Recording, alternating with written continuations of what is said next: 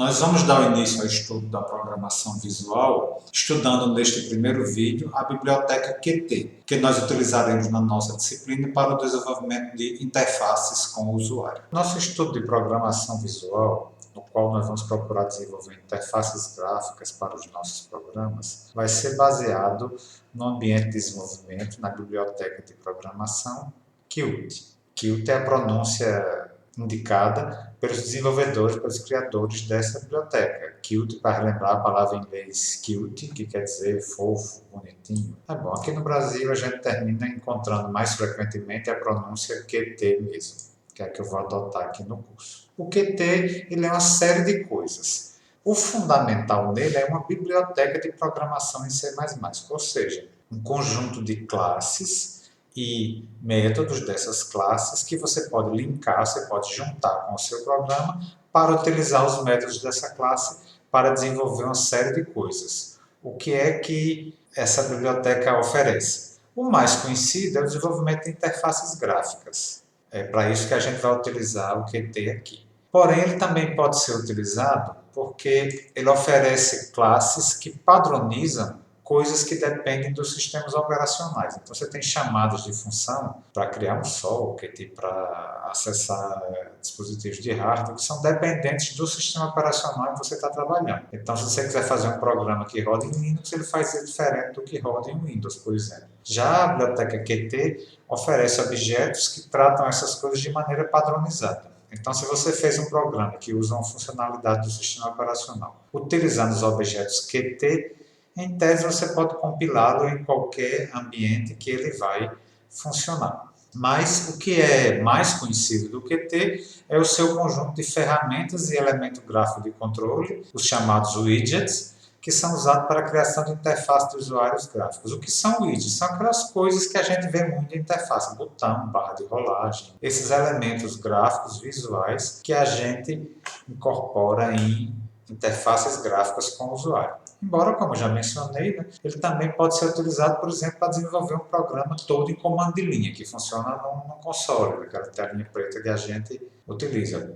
Também programa para servidores, programa que nem aquela telinha preta tem. São programas que rodam em background, que rodam como daemons, rodam como tarefas ocultas no sistema operacional. Você pode fazer tudo isso em Qt. Mas o nosso foco aqui vai ser utilizá-lo principalmente em função dos seus widgets gráficos. Quando você baixa o Qt, você instala no seu computador, você não está instalando só a biblioteca. Normalmente, você instala o SDK, o Kit de Desenvolvimento de Software, que é o que? Além da biblioteca, é um conjunto de aplicações que permite a criação de programas de computador usando o Qt. Vamos dar um exemplo. Você, para compilar um programa, você precisa do compilador e mais nada. Mas fica bem mais fácil, por exemplo, se você quiser escrever um programa em C++, de você usar uma interface do tipo CodeBlocks, que facilita, automatiza um pouco melhor as tarefas de compilação, execução. O SDK do Qt é como se fosse uma versão muito ampliada de um CodeBlocks. O que é que está incluído no SDK? A biblioteca Qt e o ambiente de desenvolvimento integrado Qt Creator. O Qt Creator envolve, além do interface estilo CodeBlocks, você pode programar em C++, oferece também o Qt Designer, que é um software gráfico que ajuda você a construir as suas interfaces, posicionando um botão aqui, botando uma barra em tal canto, você tem uma interface gráfica que lhe permite desenvolver melhor a sua interface. Lembrando que o SDK tem tudo isso, mas não tem um compilador, né? Qt não é um compilador. Então, da mesma forma que para você rodar o CodeBlocks, você precisa de um compilador. Para você rodar o ambiente de criação Qt, você também precisa de compilador. Normalmente, quando se instala o SDK Qt, se você ainda não tiver instalado, você instala também um compilador C++. O ambiente Qt ele está disponível sob duas licenças. Uma licença de código aberto e uma licença de uso comercial. A de código aberto, que é a que a gente vai utilizar aqui, qualquer usuário pode baixar, instalar no seu computador e desenvolver programas Qt. Porém, se você instalou a licença Qt de código aberto e você pretende divulgar o seu programa, ele tem que ser de código aberto. Você não pode usar Qt código aberto para desenvolver um software comercial com o qual você vai ganhar dinheiro e que, portanto, o código é privativo da empresa para a qual você desenvolveu. Se você pretende desenvolver software comercial visando lucro e com privacidade, utilizando Qt, aí você precisa baixar a versão comercial. Se você ainda não tem Qt instalado no seu computador, vai ser necessário instalar. Só que é importante tomar alguns cuidados na hora de fazer essa instalação, porque Qt é uma biblioteca bastante grande. Então, se vocês não fizerem uma seleção bem feita, pode precisar de muita memória em disco e gastar muito tempo para baixar e instalar esta biblioteca. Antes de fazer a instalação, certifique-se que você está em um computador que tem um acesso à rede relativamente rápido e no qual você não vai ter restrições quanto à quantidade de dados recebidos e que tenha menos 3 GB de espaço livre. Então você vai acessar a página do Qt para baixar a versão open source. Pode ser esse link que está aqui, que é o que está válido no momento em que eu estou gravando esse vídeo, ou então procure por Qt Open Source Download. Em seguida você vai ler quais são as restrições, eu já dei um resumo aqui sobre o que é que você pode fazer com a versão de código aberto e baixe o Qt Online Installer na versão adequada para o seu sistema operacional. Quando esse programa iniciar o seu funcionamento, ele vai perguntar pela sua conta Qt. Ou você vai criar, é gratuito, ou acesse uma conta Qt que você já tenha. Escolha a pasta de instalação, sugiro deixar na pasta que ele propõe por default, que é c2.qt, e na escolha das versões e componentes Qt que você vai instalar, aí é que você tem de ser moderado. Eu sugiro escolher apenas desenvolvimento para computador. Não selecione nenhuma das outras opções que ele propõe, por exemplo, Qt para Android, Qt para dispositivos novos, etc. E se quiser reduzir um pouco mais ainda, escolha instalação personalizada. Mas se você escolher apenas desenvolvimento para computador e deixar seguir a instalação, já não vai ser tão grande. Se você tiver escolhido a instalação personalizada, escolha apenas entre todas as opções que vão aparecer. Dentro da lista da última versão do Qt, no momento que eu estou fazendo este vídeo, a última versão é a 6.9.0, escolha apenas a opção de instalar o MinGW, ou seja, o compilador que pode compilar esta versão. Não escolha nenhuma opção de nenhuma outra versão Qt.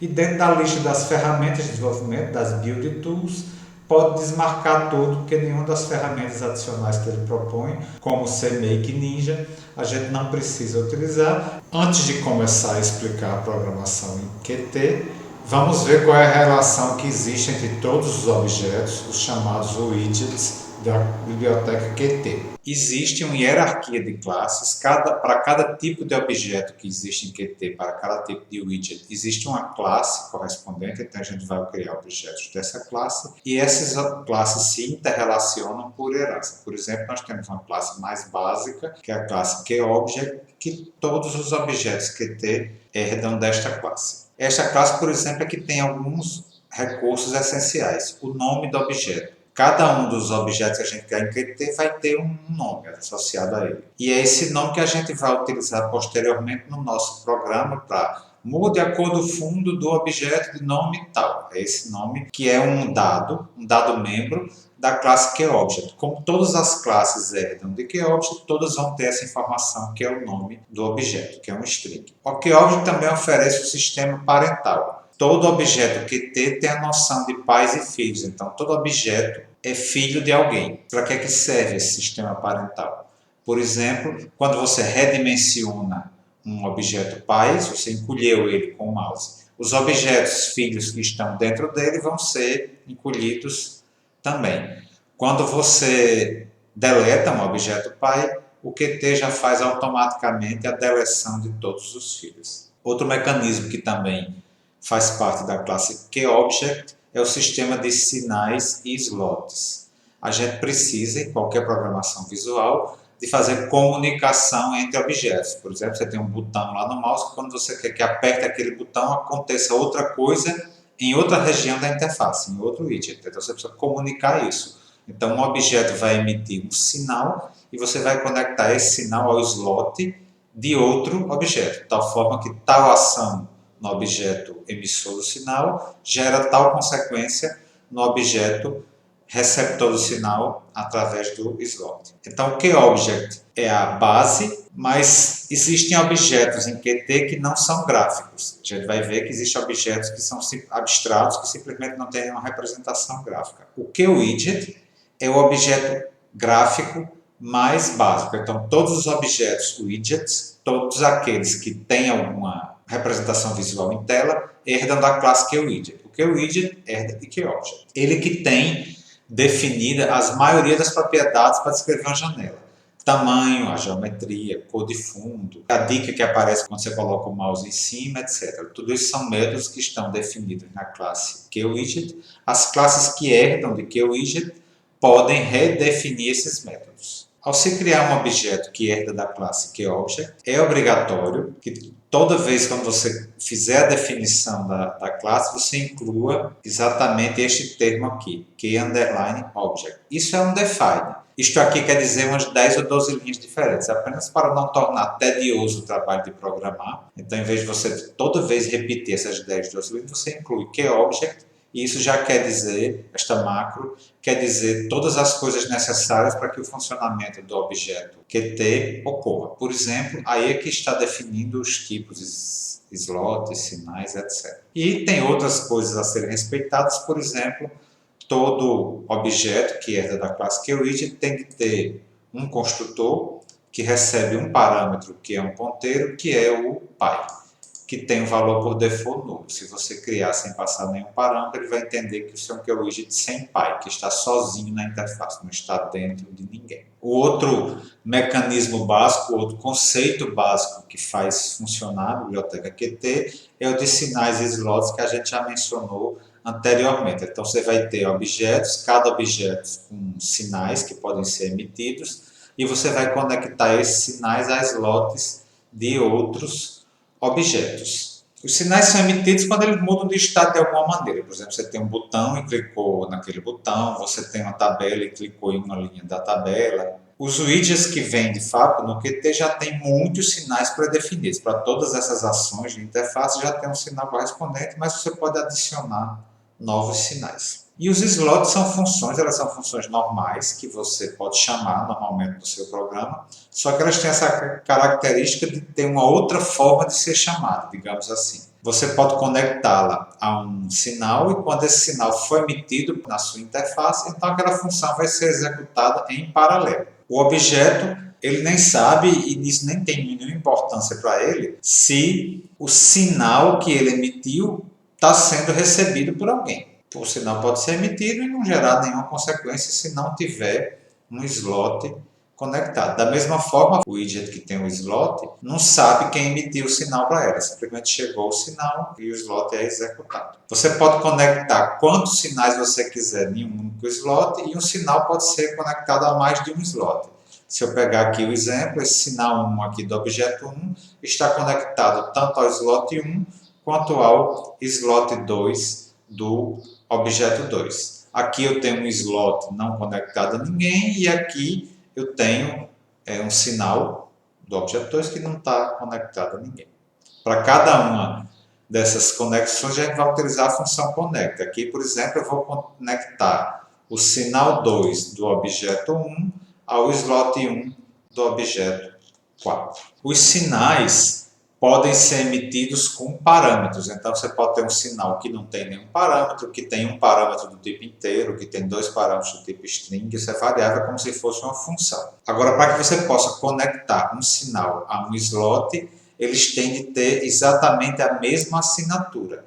Ou seja, o mesmo número de parâmetros e o mesmo tipo. Tem que ser dois ints, um int e um float, e assim sucessivamente. O slot pode ser usado como uma função normal. Se você declarou ele como uma função lá, você diz se ele é público, se ele é privado, e você vai respeitar essas regras na utilização do seu programa. Porém, como ele é um slot, ele pode ser chamado via emissão de sinal. Então, nisso, essa restrição público ou privado não é considerada.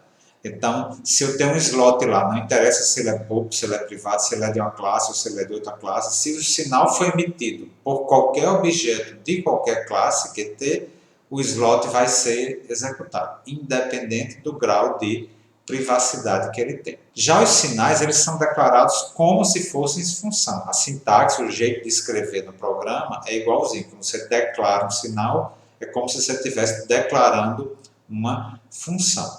Só que esta função, entre aspas, que corresponde ao sinal, nunca pode ser chamada. Ela é só um instrumento de programação para criar o sinal. Então vamos ver como são implementados os sinais e os slots. Os sinais vão ser criados junto com a declaração da classe, normalmente em um arquivo .h. Então tem de ser uma classe que contenha macro QObject. Ao incluir essa macro, a gente ficou com a possibilidade de criar um novo tipo de seção na hora de criar os dados membros da classe. Além do public e do private normal, a gente pode criar esse label signal, o que você colocar depois de signals vai ser entendido pelo compilador Qt como sendo uma função que na realidade está sendo utilizada para criar um sinal. Então, nesse exemplo aqui, eu estou criando um sinal denominado mySign1, os sinais sempre retornam void, e aqui tem o tipo e a quantidade de parâmetros do sinal. Qualquer slot que for ser conectado a esse sinal tem de ter exatamente o mesmo tipo e quantidade de parâmetros. Com relação aos sinais, a gente não vai implementar nada referente a esta função. Então, por exemplo, no myClass.cpp eu não vou ter nenhuma implementação referente a esta função aqui, que é um sinal. Tudo que é necessário será criado automaticamente. Já os slots são funções normais. Então, eu vou criar dentro de uma seção denominada public slots ou private slots. Se o slot for criado como público, eu posso usá-lo também como função normal pública. Se você criar como um slot privado, aí como função ele será uma função privada que só poderá ser utilizada pelos próprios membros da classe. Então vou criar a função slot, que é void também, com os seus parâmetros, e aí o slot eu vou ter que implementar, por exemplo, na minha myClass.cpp. Aí é uma função normal, a função mySlot da classe myClass, e eu boto aqui dentro do código toda a implementação desta função. No programa principal, eu vou precisar conectar sinal e slot. Por exemplo, eu vou criar o sinal chamado myClass mySign1 do objeto tal, conectado, por exemplo, com um slot denominado alguma coisa da classe mainWindow do objeto this. Então eu posso conectar um objeto da classe com um slot de this, ou o contrário, por exemplo, um sinal de this com um slot de um objeto que eu criei.